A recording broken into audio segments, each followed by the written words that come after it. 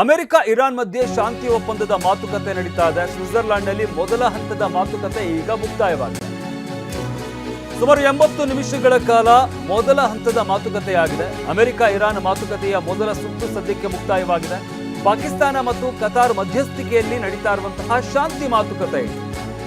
America, Iran, Qatar ಹಾಗೂ ಪಾಕಿಸ್ತಾನ ಈ ಸಭೆಯಲ್ಲಿ ಭಾಗಿಯಾಗಿವೆ.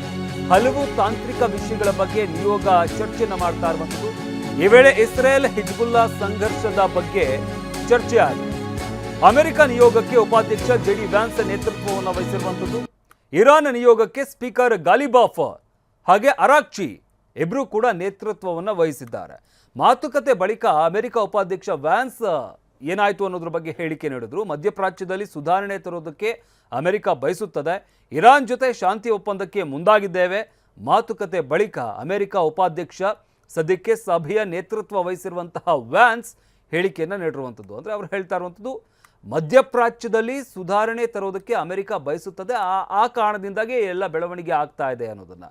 ಇರಾನ್ ಜೊತೆ ಶಾಂತಿ ಒಪ್ಪಂದಕ್ಕೆ ಮುಂದಾಗಿದ್ದೇವೆ, ಬಟ್ ಏನಾಗುತ್ತೆ ನೋಡೋಣ ಅನ್ನೋದು. ಯಾಕೆಂದರೆ ಮೊದಲ ಸುತ್ತಿನ ಮಾತುಕತೆ ಮುಕ್ತಾಯವಾಗಿದೆ. ಆದರೆ ಮೊದಲ ಸುತ್ತಿನಲ್ಲಿ ಅಂತಿಮ ನಿರ್ಧಾರಕ್ಕೆ ಎರಡೂ ದೇಶಗಳು ಬಂದಂತೆ ಕಾಣಿಸ್ತಾ ಇಲ್ಲ. 80 ನಿಮಿಷಗಳ ಮಾತುಕತೆಯನ್ನು ನಡೆಸಲಾಗಿರುವಂಥದ್ದು. ಆದರೆ ಸದ್ಯಕ್ಕೆ ಯಾವುದೇ ಒಂದು ತೀರ್ಮಾನಕ್ಕೆ ಬಂದಂತೆ ಕಾಣಿಸ್ತಾ ಇಲ್ಲ. ಈ ವಿಚಾರಕ್ಕೆ ಸಂಬಂಧಪಟ್ಟಂತೆ ಅಮೆರಿಕಾದ ನೇತೃತ್ವ ವಹಿಸಿರುವಂತಹ ವ್ಯಾನ್ಸ್ ಹೇಳಿಕೆಯನ್ನು ನೀಡಿರುವಂಥದ್ದು. ನಾವು ಅಲ್ಲಿ ಸುಧಾರಣೆಯನ್ನು ತರೋದಕ್ಕೆ ಬಯಸ್ತಾ ಇದ್ದೀವಿ ಅಂತ ಹೇಳಿದ್ದಾರೆ. ಒಂದು ಕಡೆ ಶಾಂತಿ ಮಾತುಕತೆ ನಡೀತಾ ಇದ್ರೆ, ಮತ್ತೊಂದು ಕಡೆ ಇರಾನ್ಗೆ ಟ್ರಂಪ್ ವಾರ್ನ್ ಮಾಡಿದ್ದಾರೆ. ಇರಾನ್ ಮೇಲೆ ಭೀಕರ ದಾಳಿಯ ಎಚ್ಚರಿಕೆಯನ್ನು ನೀಡಿದ್ದಾರೆ ಟ್ರಂಪ್. ಲೆಬನಾನ್ನಲ್ಲಿ ಇರುವಂತಹ ಹಿಜ್ಬುಲ್ಲಾಗಳನ್ನು ಕಂಟ್ರೋಲ್ ಮಾಡಿ ಇರಾನ್ಗೆ ವಾರ್ನಿಂಗ್ ಕೊಟ್ಟಿರುವಂಥದ್ದು ಟ್ರಂಪ್. ಹಿಜ್ಬುಲ್ಲಾಗಳನ್ನು ಕಂಟ್ರೋಲ್ ಮಾಡಿ, ಲೆಬನಾನ್ನಲ್ಲಿ ಅರಾಜಕತೆ ಸೃಷ್ಟಿಸುವುದನ್ನು ನಿಲ್ಲಿಸಬೇಕು. ಇರಾನ್ ಲೆಬನಾನ್ನಲ್ಲಿ ತನ್ನ ಚೇಲಾಗಳನ್ನು ನಿಯಂತ್ರಿಸದಿದ್ದರೆ ನಾವು ಮತ್ತೆ ಫೀಲ್ಡ್ಗೆ ಇಳಿಬೇಕಾಗತ್ತೆ ಅಂತ ಟ್ರಂಪ್ ವಾರ್ನಿಂಗ್ ಕೊಟ್ಟಿದ್ದಾರೆ. ಇರಾನ್ ಮೇಲೆ ಮತ್ತೆ ಘಾತಕ ದಾಳಿ ಮಾಡ್ತೇವೆ ಅಂತ ಎಚ್ಚರಿಕೆಯನ್ನು ಕೊಟ್ಟಿದ್ದಾರೆ ಟ್ರಂಪ್. ಕಳೆದ ವಾರದ ದಾಳಿಗಿಂತಲೂ ಭಯಾನಕವಾದಂಥ ದಾಳಿ ಮಾಡ್ತೀವಿ ಅಂತ ಎಚ್ಚರಿಕೆಯನ್ನು ಕೊಟ್ಟಿದ್ದಾರೆ.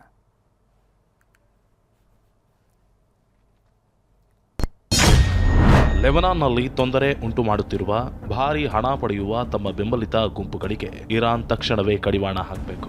ಒಂದು ವೇಳೆ ಹಾಗೆ ಮಾಡದಿದ್ರೆ ಕಳೆದ ವಾರ ನಾವು ಇರಾನ್ ಮೇಲೆ ಹೇಗೆ ದೊಡ್ಡ ದಾಳಿ ಮಾಡಿದ್ವೋ ಅದೇ ರೀತಿ ಮತ್ತೆ ದಾಳಿ ಮಾಡುತ್ತೇವೆ. ಆದರೆ ಈ ಬಾರಿಯ ದಾಳಿ ಇನ್ನಷ್ಟು ಭೀಕರವಾಗಿರಲಿದೆ. ಇನ್ನು ಡೊನಾಲ್ಡ್ ಟ್ರಂಪ್ ಬೆದರಿಕೆಗೆ ಕೆರಳಿ ಕೆಂಡವಾದ ಇರಾನ್. ಮಾತುಕತೆ ಬಿಟ್ಟು ಅರ್ಧಕ್ಕೆ ಇರಾನ್ ನಿಯೋಗ ಹೊರ ನಡೆದಿದೆ. ಶಾಂತಿ ಮಾತುಕತೆ ನಡುವೆನೇ ಇರಾನ್ ಆಕ್ರೋಶವನ್ನು ವ್ಯಕ್ತಪಡಿಸಿರುವಂಥದ್ದು. ಅಮೆರಿಕ ನಿಯೋಗದ ಮುಂದೆ ಇರಾನ್ ತೀವ್ರ ಆಕ್ಷೇಪವನ್ನು ವ್ಯಕ್ತಪಡಿಸಿದೆ. ಒಂದ್ ಕಡೆ ಶಾಂತಿ ಮಾತುಕತೆ ನಡೀತಾ ಇದೆ, ಆದರೆ ಮತ್ತೊಂದು ಕಡೆ ಟ್ರಂಪ್ ದಾಳಿ ಮಾಡುವಂತಹ ಮಾತುಗಳನ್ನು ಆಡ್ತಾ ಇದ್ದಾರೆ. ಇದಕ್ಕೆ ತೀವ್ರ ಆಕ್ಷೇಪವನ್ನು ವ್ಯಕ್ತಪಡಿಸಿರುವಂಥದ್ದು. ಲೆಬನಾನ್ ಸಮಸ್ಯೆ ಬಗೆಹರಿಯುವವರೆಗೆ ಮಾತುಕತೆ ಇಲ್ಲ, ಅಮೆರಿಕಾಗೆ ಸ್ಪಷ್ಟವಾಗಿ ಹೇಳಿ ಇರಾನ್ ನಿಯೋಗ ಈಗ ಹೊರ ನಡೆದಿದೆ. ಮಾತುಕತೆ ಬಳಿಕ ಫೋಟೋ ಸೆಷನ್ಗೂ ಕೂಡ ನಿರಾಕರಿಸಿರುವಂಥದ್ದು. ಅಮೆರಿಕ ಜೊತೆ ಫೋಟೋ ಸೆಷನ್ ನಿರಾಕರಿಸಿದಂತಹ ಇರಾನ್ ನಿಯೋಗ ಅಮೆರಿಕಾದ ಪ್ರತಿನಿಧಿಗಳ ಜೊತೆ ಫೋಟೋಗೆ ನಿರಾಕರಿಸಿದೆ. ಕುತೂಹಲಕ್ಕೆ ಎಡೆ ಮಾಡಿದ ಇರಾನ್ ನಿಯೋಗದ ನಡೆ. ಅಂದರೆ ಮಾತುಕತೆ ನಡೀತಾ ಇದ್ದಂಥ ಸಂದರ್ಭದಲ್ಲೇ ಇರಾನ್ ನಿಯೋಗ ಹೊರಗಡೆ ಬಂದಿರುವಂಥದ್ದು. ಇದು ಮೊದಲನೇ ಸುತ್ತಿನ ಮಾತುಕತೆ. ಅಂದರೆ ಏನಾದರೂ ಮತ್ತೆ ಅವ್ರನ್ನ ಮನವೊಲಿಸಿ, ಯಾಕಂದರೆ ಪಾಕಿಸ್ತಾನ ಹಾಗೆ ಕತಾರ್ ಇಲ್ಲಿ ನೇತೃತ್ವವನ್ನು ವಹಿಸಿರುವಂಥದ್ದು, ಈ ಸಂಧಾನದ ನೇತೃತ್ವವನ್ನು ವಹಿಸಿರುವಂಥದ್ದು. ಆ ದೇಶಗಳು ಮತ್ತೆ ಮನವೊಲಿಸಿ ಇವ್ರನ್ನ ಕರ್ಕೊಂಡು ಬಂದು ಎರಡನೇ ಸುತ್ತಿನ ಮಾತುಕತೆ ಆರಂಭಿಸ್ತಾರಾ ಅನ್ನೋದು ಸದ್ಯಕ್ಕೆ ಕಾದು ನೋಡಬೇಕಾಗಿದೆ. ಆದರೆ ಒಂದ್ ಕಡೆ ಈ ಶಾಂತಿ ಮಾತುಕತೆ ನಡೀತಾ ಇದ್ದಂಥ ಸಂದರ್ಭದಲ್ಲಿ ಅಮೆರಿಕಾದಲ್ಲಿ ಕೂತ್ಕೊಂಡು ಟ್ರಂಪ್ ಕೊಟ್ಟಂತಹ ವಾರ್ನಿಂಗ್ ಏನಿದೆ, ಇದು ಇರಾನ್ ಅನ್ನ ಕೆರಳಿಸಿದೆ. ಇನ್ನು ಅಮೆರಿಕ ಇರಾನ್ ನಿಯೋಗದಿಂದ ಶಾಂತಿ ಮಾತುಕತೆ ವೇಳೆ ಪರಮಾಣು ಕಾರ್ಯಕ್ರಮದ ಬಗ್ಗೆ ಯಾವ ಚರ್ಚೆ ನಡೆದಿಲ್ಲ. ಮೊದಲ 80 ನಿಮಿಷಗಳ ಮಾತುಕತೆಯಲ್ಲಿ ಚರ್ಚೆ ಆಗಿಲ್ಲ. ಪರಮಾಣು ಕಾರ್ಯಕ್ರಮದ ಬಗ್ಗೆ ಚರ್ಚೆ ಆಗಿಲ್ಲ ಅಂತ ವರದಿ ಆಗ್ತಾ ಇದೆ. ಇರಾನ್ ಸರ್ಕಾರಿ ಮಾಧ್ಯಮಗಳಲ್ಲಿ ಈ ಬಗ್ಗೆ ವರದಿ ಬರ್ತಾ ಇರುವಂಥದ್ದು. ಅಮೆರಿಕ ಮತ್ತು ಇರಾನ್ ಮಧ್ಯೆ ತಿಳುವಳಿಕಾ ಒಪ್ಪಂದ ಆಗಿದೆ ಹಾಗೂ ಲೆಬನಾನ್ ಪರಿಸ್ಥಿತಿ ಬಗ್ಗೆ ಮಾತ್ರ ಹೆಚ್ಚು ಚರ್ಚೆ ಆಗಿದೆ. ಇರಾನ್ ಸರ್ಕಾರಿ ಮಾಧ್ಯಮಗಳಲ್ಲಿ ಈ ಬಗ್ಗೆ ವರದಿ ಆಗ್ತಾ ಇರುವಂಥದ್ದು. ಅಂದರೆ ಏನಾಯಿತು ಮಾತುಕತೆ ವಿಚಾರಕ್ಕೆ ಸಂಬಂಧಪಟ್ಟಂತೆ ಅಂತ 80 ನಿಮಿಷಗಳ ಮೊದಲ ಸುತ್ತಿನ ಮಾತುಕತೆ ಆಗಿರುವಂಥದ್ದು. ಆ 80 ನಿಮಿಷಗಳಲ್ಲಿ ಏನು ಚರ್ಚೆ ಆಯಿತು ಅನ್ನೋ ವಿಚಾರಕ್ಕೆ ಸಂಬಂಧಪಟ್ಟಂತೆ ಪರಮಾಣು ಕಾರ್ಯಕ್ರಮದ ಬಗ್ಗೆ ಯಾವುದೇ ಚರ್ಚೆ ಆಗಿಲ್ಲ ಅಂತ ಇರಾನ್ ಮಾಧ್ಯಮಗಳು ವರದಿ ಮಾಡ್ತಾ ಇವೆ. ಮೊದಲ 80 ನಿಮಿಷಗಳ ಮಾತುಕತೆಯಲ್ಲಿ ಆ ಬಗ್ಗೆ ಯಾವುದೇ ರೀತಿಯಾದಂತಹ ಚರ್ಚೆ ಆಗಿಲ್ಲ. ಪರಮಾಣು ಕಾರ್ಯಕ್ರಮದ ಬಗ್ಗೆ ಚರ್ಚೆ ಆಗಿಲ್ಲ ಅಂತ ಇರಾನ್ ಮಾಧ್ಯಮಗಳು ವರದಿ ಮಾಡ್ತಾ ಇರುವಂಥದ್ದು. ಇರಾನ್ನ ಸರ್ಕಾರಿ ಮಾಧ್ಯಮಗಳಲ್ಲಿ ಈ ಬಗ್ಗೆ ವರದಿ ಆಗ್ತಾ ಇದೆ. ಅಂದ್ರೆ ಪ್ರಮುಖವಾಗಿ ಅಮೆರಿಕ ಇಟ್ಟಿರುವಂತಹ ಕಂಡೀಷನ್ ಅಂತಂದ್ರೆ ಈ ಪರಮಾಣು ಅಸ್ತ್ರವನ್ನ ಹೊಂದಬಾರದು ಇರಾನ್ ಅನ್ನೋದು ಅಮೆರಿಕಾದ ಪ್ರಮುಖವಾದಂತಹ ಕಂಡೀಷನ್. ಅದರಿಂದಾಗಿ ಈ ಬಗ್ಗೆ ಏನಾದರೂ ಚರ್ಚೆ ಆಯ್ತಾ ಅಂತಂದ್ರೆ ಸದ್ಯಕ್ಕಂತೂ ಆ ವಿಚಾರಕ್ಕೆ ಸಂಬಂಧಪಟ್ಟಂತೆ ಯಾವುದೇ ರೀತಿಯಾದಂತಹ ಚರ್ಚೆ ಆಗಿಲ್ಲ. ಆದರೆ ಲೆಬನಾನ್ ಪರಿಸ್ಥಿತಿ ಬಗ್ಗೆ ಮಾತ್ರ ಹೆಚ್ಚಿನ ಚರ್ಚೆ ಆಗಿದೆ. ಅಂದರೆ ಅಲ್ಲಿರುವಂಥ ಹಿಜ್ಬುಲ್ಲಾಗಳನ್ನು ಕಂಟ್ರೋಲ್ ಮಾಡಬೇಕು ಅನ್ನೋದು ಅಮೆರಿಕಾದ ಒತ್ತಾಯ ಆಗಿರುವಂಥದ್ದು. ಈ ವಿಚಾರಕ್ಕೆ ಸಂಬಂಧಪಟ್ಟಂತೆ ಟ್ರಂಪ್ ಕೂಡ ಹೇಳಿಕೆಯನ್ನು ನೀಡಿದ್ದಾರೆ, ಪೋಸ್ಟ್ ಮಾಡಿದ್ದಾರೆ. ಆ ಒಂದು ಹಿಜ್ಬುಲ್ಲಾ ಸಂಘಟನೆಯನ್ನು ಕಂಟ್ರೋಲ್ ಮಾಡಬೇಕು ಅನ್ನೋ ನಿಟ್ಟಿನಲ್ಲಿ. ಆದರೆ ಈ ವಿಚಾರಕ್ಕೆ ಸಂಬಂಧಪಟ್ಟಂತೆ ಇರಾನ್ ಆಕ್ಷೇಪವನ್ನು ವ್ಯಕ್ತಪಡಿಸಿರುವಂಥದ್ದು ಸಭೆಯಿಂದ ಹೊರಗಡೆ ನಡೆದಿದೆ. ಇನ್ನು ಇರಾನ್ ಪರಮಾಣು ಅಸ್ತ್ರ ಹೊಂದೋದನ್ನು ತಡಿತೇವೆ. ಇಸ್ರೇಲ್ ಪ್ರಧಾನಿ ಬೆಂಜಮಿನ್ ನೆತನ್ಯಾಹು ಒಂದ್ ಕಡೆ ಹೇಳಿಕೆ ನೀಡ್ತಾ ಇದ್ದಾನೆ. ಲೆಬನಾನ್ನಿಂದ ನಮ್ಮ ಸೇನೆ ವಾಪಸ್ ಕರೆಸಿಕೊಳ್ಳಲ್ಲ, ಅಗತ್ಯವಿರುವಷ್ಟು ಕಾಲ ನಮ್ಮ ಸೇನೆ ಲೆಬನಾನ್ನಲ್ಲೇ ಇರುತ್ತೆ. ಇರಾನ್ ಪರಮಾಣು ಅಸ್ತ್ರ ಹೊಂದೋದಕ್ಕೆ ನಾವು ಬಿಡಲ್ಲ ಅಂತ ಇಸ್ರೇಲ್ನ ಪ್ರಧಾನಿ ಬೆಂಜಮಿನ್ ನೆತನ್ಯಾಹು ಹೇಳಿಕೆ ನೀಡಿದ್ದಾರೆ. ಇಸ್ರೇಲ್ ನಾಗರಿಕರ ರಕ್ಷಣೆಗೆ ನಮ್ಮ ಸೇನೆ ಅಲ್ಲಿ ಇರುತ್ತೆ, ಅಗತ್ಯವಿರುವವರೆಗೆ ದಕ್ಷಿಣ ಲೆಬನಾನ್ನಲ್ಲಿ ಸೇನೆ ಇರುತ್ತೆ. ನಮ್ಮ ಈ ನಿರ್ಧಾರ ಯಾರೂ ಬದಲಾಯಿಸೋದಕ್ಕಾಗಲ್ಲ. ಮುಂದೆ ಎಂತಹದ್ದೇ ರಾಜಕೀಯ ಬದಲಾವಣೆಗಳಾದರೂ ಇರಾನ್ ಪರಮಾಣು ಅಸ್ತ್ರವನ್ನು ಹೊಂದೋದಕ್ಕೆ ನಾವು ಬಿಡೋದಿಲ್ಲ ಅಂತ ಪ್ರಧಾನಿ ಆಗಿರುವವರಿಗೆ, ಅಂದರೆ ನೆತನ್ಯಾಹು ಪ್ರಧಾನಿ ಆಗಿರುವವರಿಗೆ ನಾನು ಖಂಡಿತ ಅದಕ್ಕೆ ಅವಕಾಶವನ್ನು ಮಾಡಿಕೊಡೋದಿಲ್ಲ ಅಂತ ನೇರವಾಗಿ ಒಂದು ಕಡೆ ನೆತನ್ಯಾಹು ಹೇಳಿಕೆಯನ್ನು ನೀಡ್ತಾ ಇರುವಂಥದ್ದು. ಒಟ್ಟಾರೆಯಾಗಿ ಅಮೆರಿಕ ಹಾಗೆ ಇರಾನ್ ನಡುವೆ ಶಾಂತಿ ಮಾತುಕತೆ ಒಂದು ಕಡೆ ನಡೀತಾ ಇದೆ. ಆದರೆ ಮತ್ತೊಂದು ಕಡೆ ನಾಯಕರುಗಳ ಈ ಒಂದು ಹೇಳಿಕೆಗಳು ಏನಾಗುತ್ತೆ, ಈ ಶಾಂತಿ ಮಾತುಕತೆ ಸಕ್ಸಸ್ ಆಗುತ್ತಾ ಅನ್ನೋ ಪ್ರಶ್ನೆ ಮೂಡುವಂತೆ ಮಾಡ್ತಾ ಇರುವಂಥದ್ದು.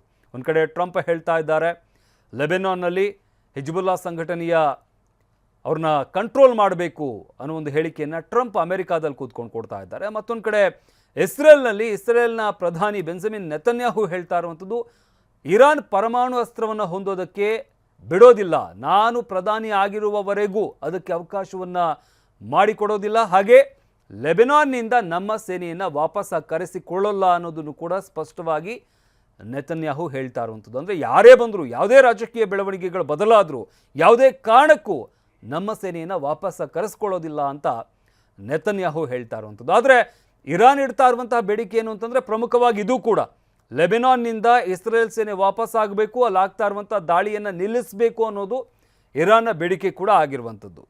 ಅದರಿಂದಾಗಿ ಈ ಎರಡೂ ವಿಚಾರಗಳಿಗೆ ಸಂಬಂಧಪಟ್ಟಂತೆ ಈ ನಾಯಕರುಗಳು ಕೊಡ್ತಾ ಇರುವಂಥ ಹೇಳಿಕೆ ಏನಿದೆ ಇದು ಈಗ ಸಾಕಷ್ಟು ಕುತೂಹಲವನ್ನು ಮೂಡಿಸ್ತಾ ಇದೆ. ಒಂದು ಕಡೆ ಸದ್ಯಕ್ಕೇನೋ ಒಂದು ರಿಲ್ಯಾಕ್ಸ್ ಸಿಕ್ಕಿದೆ, ಏನು ಅಂತಂದರೆ ಹುರ್ಮುಜ್ ಜಲಸಂಧಿ ಓಪನ್ ಆಗಿದೆ. ಆದರೆ ಎಲ್ಲ ಬೆಳವಣಿಗೆಗಳನ್ನು ನೋಡ್ತಾ ಇದ್ರೆ ಏನಾಗುತ್ತೆ ನಾಳೆ ಅನ್ನೋ ಒಂದು ಆತಂಕ ಈಗ ಬೇರೆ ಬೇರೆ ದೇಶಗಳಲ್ಲೂ ಕೂಡ ಕಾಡ್ತಾ ಇರುವಂಥದ್ದು. ಯಾಕಂದರೆ ಇಲ್ಲಿ ಯುದ್ಧ ಮತ್ತೆ ಆರಂಭ ಆಯಿತು ಅಂತಂದರೆ ಅಥವಾ ಹುರ್ಮುಜ್ ಜಲಸಂಧಿ ಬಂದಾಯಿತು ಅಂತಂದರೆ ಅದರ ಎಫೆಕ್ಟ್ ತಟ್ಟುವಂಥದ್ದು ಕೇವಲ ಇಸ್ರೇಲ್ ಆಗಲಿ, ಇರಾನ್ ಆಗಲಿ ಅಥವಾ ಅಮೆರಿಕ ಆಗಲಿ ದೇಶಗಳಿಗಲ್ಲ, ಬೇರೆ ಬೇರೆ ದೇಶಗಳಿಗೂ ಕೂಡ ಅದರ ಎಫೆಕ್ಟ್ ಬಹುದೊಡ್ಡದಾಗಿ ತಟ್ಟುತ್ತೆ. ಆ ಕಾರಣದಿಂದಾಗಿ ಇಡೀ ಪ್ರಪಂಚವೇ ಈ ಒಂದು ಬೆಳವಣಿಗೆಗಳ ಮೇಲೆ ಕಣ್ಣಿಟ್ಟಿದೆ, ಏನಾಗ್ತಾ ಇದೆ ಅನ್ನೋದ್ರ ಬಗ್ಗೆ ಕುತೂಹಲದಿಂದ ನೋಡ್ತಾ ಇರುವಂಥದ್ದು.